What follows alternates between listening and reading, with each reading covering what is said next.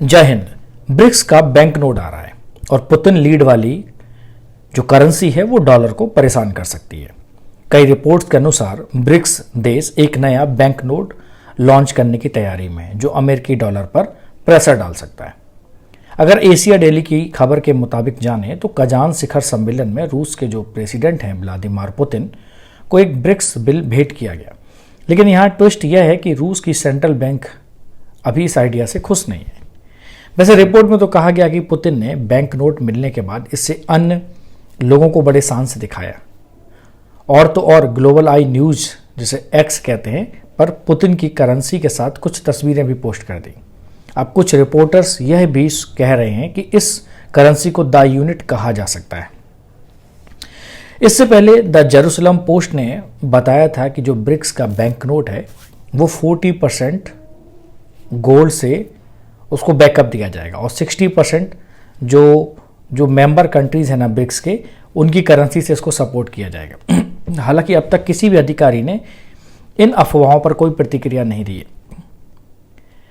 अब रूसी agency Sputnik के अनुसार ये जो नोट है वो ब्रिक्स फ्रेमवर्क के भीतर किए जा रहे हैं और सामूहिक कार्यों का प्रतीक है। इतना ही नहीं, इस नोट के सामने की तरफ अगर आप देखें जो आपको चित्र में दिख रहा है, रूस, चीन, भारत, ब्राजील और दक्षिण अफ्रीका के झंडे भी छपे हुए दिखेंगे। और हाँ, स्पुतनिक में यह भी ट्वीट किया है कि आज शिखर सम्मेलन में एक कॉमन ब्रिक्स करेंसी बनाने पर बंद दरवाजों के पीछे बहस भी हुई। तो जनाब, अब यह देखना दिलचस्प होगा कि क्या वाकई ब्रिक्स यूनिट नाम की यह करेंसी डॉलर को धोबी पछाड़ देकर बाजार में छा जाएगी या फिर बस एक और ख्याली पुलाव बनकर रह जाएगी। ब्रिक्स देशों की एक ऐसी करेंसी शुरू करने की ये मस्त जो योजना है जो सीधे सीधे अमेरिकी डॉलर के सामने सीना तानकर खड़ी हो जाएगी। अभी दुनिया के ज्यादातर धंधे पानी में डॉलर की ही बादशाहत चल रही है। सोचिए, अभी 90% कारोबार इस हरे नोट में हो रहा है, मतलब डॉलर में हो रहा है। और भाई साहब, जो तेल का धंधा है ना वो तो 100% डॉलर में होता है। लेकिन पिछले कुछ सालों से कुछ देशों ने डॉलर के बिना भी थोड़ा बहुत तेल का गेट टुगेदर शुरू कर दिया है, मतलब लोकल करेंसीज में भी ये काम हो रहा है। अब ब्रिक्स देशों को लग रहा है कि यार कब तक हम इस डॉलर मामा के भरोसे बैठेंगे। वो अमेरिका है कि चीन और रूस पर ट्रेड वॉर और बैन की फुल टाइम नौटंकी किया जा रहा है। इसलिए इन धुरंधर ब्रिक्स देशों ने सोचा कि क्यों ना अपनी खुद की करेंसी लॉन्च करें जो कि इंटरनेशनल फाइनेंशियल सिस्टम में कुछ धमाल मचा दे और एक इकोनॉमिक पावर का एक नया लेवल अनलॉक कर दे। तो बात शुरू हुई 2022 के ब्रिक्स समिट से, जहां रूस के मास्टरमाइंड पुतिन ने उस समय पहला रॉकेट दागा कि हमारी भी अपनी ग्लोबल रिजर्व करेंसी होनी चाहिए। फिर 2023 में ब्राजील के फायर ब्रांड प्रेसिडेंट लुइस इनालियो लूला डे सिल्वा ने पुतिन की बात को लपकते हुए कहा, यार ब्रिक्स बैंक जैसे धांसू संस्थान के पास अपनी करेंसी क्यों नहीं हो सकती। मतलब ब्राजील और चीन या बाकी ब्रिक्स देश मिलकर इसे धूमधाम से लॉन्च करें और डॉलर को हल्का सा बाय बाय कर दें। और इस नई करेंसी की चाहत तो ऐसे है जैसे किसी को अपनी खुद की दुकान खोलनी हो ताकि दूसरे की दुकान पर बार बार ना जाना पड़े। तो ब्रिक्स देशों का सपना है कि अब हमें डॉलर या यूरो पर ज़्यादा डिपेंडेंट ना रहना पड़े। हमारी खुद की करेंसी होगी तो अपने ही फायदे के लिए क्या करेंगे, उसके रेट सेट करेंगे, डिस्काउंट भी मारेंगे और बोनस भी अपने हिसाब से देंगे। अब सवाल ये है कि ये ब्रिक्स करेंसी क्या वाकई जो डॉलर की चौधराहट है उसको हिला पाएगी या फिर ये भी एक और बड़े बड़े बैनर वाली स्कीम बनकर रह जाएगी।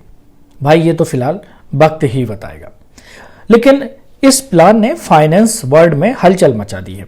दक्षिण अफ्रीका के जो ब्रिक्स एम्बेसडर हैं अनिल सुकवाल, उन्होंने कहा कि अभी फिलहाल हाल में दुनिया में 40 और देशों ने ब्रिक में शामिल होने की इच्छा जताई है।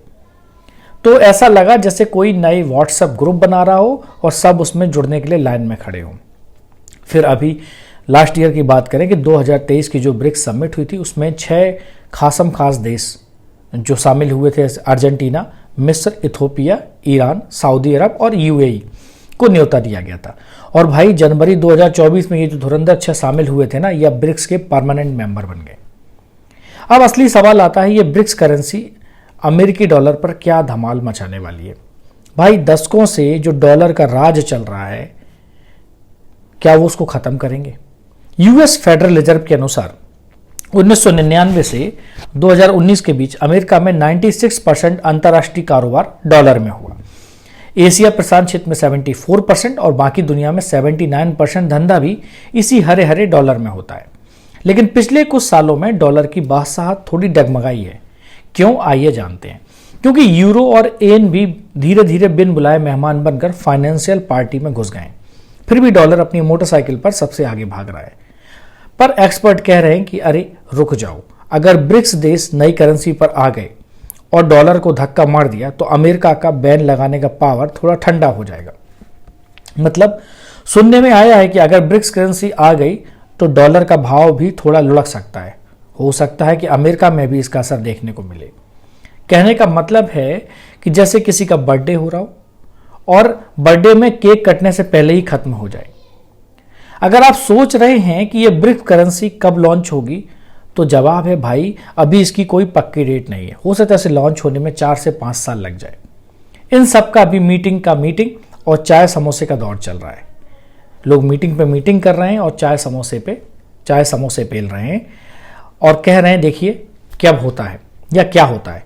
2022 के ब्रिक्स समिट में भी पुतिन ने इस आइडिया को टोपी पहनाई थी और फिर अप्रैल 2023 में ब्राजील के प्रेसिडेंट ने भी कह दिया कि यार ये करेंसी तो आनी चाहिए, बहुत बढ़िया काम करेगी।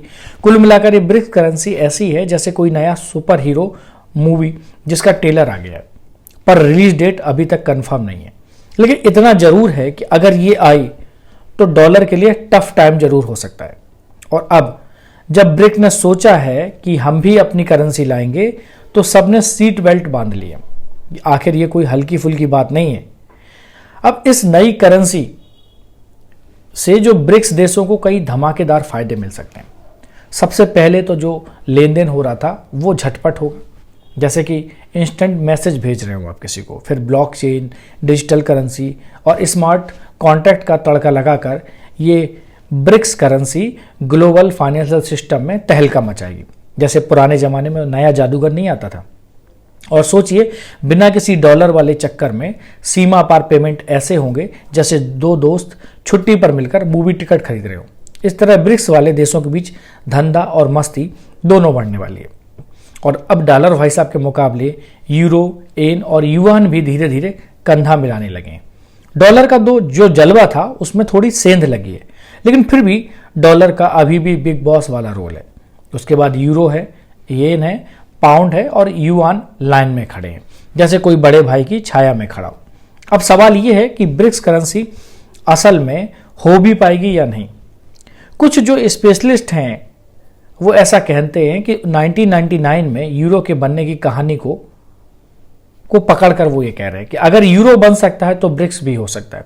लेकिन अरे भाई, इसके लिए सालों की तैयारी चाहिए। नई करेंसी ऐसे नहीं आ जाएगी जैसे रात में सपना देखने पर सुबह वो हकीकत बन जाए।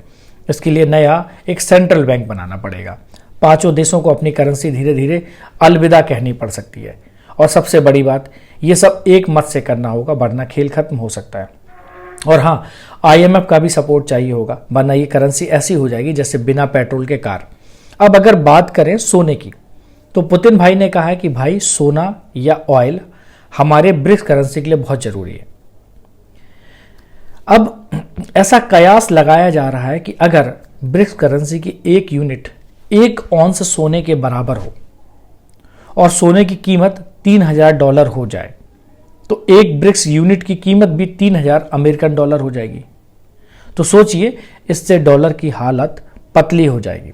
जैसे किसी 5 स्टार होटल में जाकर आपको पता चले कि आपके पास सिर्फ चाय के पैसे हैं। अब बड़ा सवाल ये उठता है कि ब्रिक्स के पास कितना सोना है। और 2024 की दूसरी तिमाही तक ब्रिक्स देशों और जो मिस्र है, जो अभी नए नए सदस्य देश बने हैं, उनके पास दुनिया के जो सेंट्रल बैंक हैं उनके कुल सोने का 20% से ज़्यादा था। और जब हम गोल्ड होल्डिंग्स की रेस में देखते हैं तो रूस, भारत और चीन टॉप 10 में धाक जमाए बैठे हैं। अब जरा समझते हैं कि किसके पास कितना सोना है। ये बहुत ही रोचक आंकड़ा है और जब आप इसे समझेंगे तो आपको समझ में आएगा कि सोने की अहमियत कितनी है। रूस के पास इस समय लगभग 2335 मीट्रिक टन सोना है। यह सोने के मामले में 5वें स्थान पर है। चाइना के पास 2264 मीट्रिक टन है जो 6ठे स्थान पर है, और भारत 8वें स्थान पर 840 मीट्रिक टन सोने के साथ है।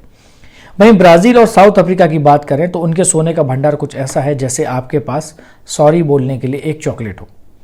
अभी ब्राज़ील के पास 129 MT और दक्षिण अफ्रीका के पास 125 MT, और मिस्र का भी हाल कुछ ऐसा ही है कि 126 MT मतलब मीट्रिक टन। जैसे स्कूल के टिफिन में एक रोटी और सबको बांटनी पड़े। तो भाई कुल मिलाकर ब्रिक्स की नई करेंसी आएगी या नहीं, ये तो फिलहाल वक्त बताएगा, लेकिन फिलहाल इसने फाइनेंस की दुनिया में मस्त हलचल मचा रखी है। ब्रिक्स की करेंसी को लाने वाले सदस्य देशों में 2 तरह से प्रावधान हो सकते हैं। या तो वो आपसी जो व्यापार हैं वो ब्रिक्स करेंसी में करें और लोकल करेंसी अपनी चलाते रहें। तो जब भी उन्हें ट्रेड करना हो, जैसे भारत को ट्रेड करना है ब्राज़ील के साथ, तो ब्राज़ील की अपनी करेंसी है, भारत की अपनी करेंसी है। अब उनको ट्रेड करना है तो क्या करेंगे, वो ब्रिक्स बैंक के पास जाएंगे और क्या करेंगे, ब्रिक्स करेंसी में अपनी करेंसी को कन्वर्ट कराएंगे और फिर ब्राज़ील को वो पेमेंट हो जाएगा। सेम काम ब्राज़ील भी करेगी। एक तो तरीका ये है। दूसरा तरीका ये जो पहले भी अपन डिस्कस कर चुके हैं कि जो सभी ब्रिक्स समर्थित देश हैं वो क्या करें, इस करेंसी को ग्लोबली एक्सेप्ट कर लें, है ना, और अपनी करेंसी को बाय बाय कर दें। तो फिलहाल देखते हैं कि फ्यूचर में क्या होने वाला है। वैसे कई बार ऐसा हो चुका है कि कई देशों ने अपनी करेंसी को बाय बाय किया, जैसे फ्रांस की पहले एक अपनी करेंसी हुआ करती थी, ठीक है, लेकिन अब फ्रांस क्या करता है, एक यूरोपियन करेंसी को चला रहा है। तो ये सारी पॉसिबिलिटीज हैं, क्या बनती हैं ये तो फिलहाल वक्त ही बताएगा। बने रहिए हमारे साथ, इस प्रकार की और भी खबरें और रोचक खबरों को पूरे कॉन्सेप्ट के साथ समझिए। नमस्कार, जय हिंद।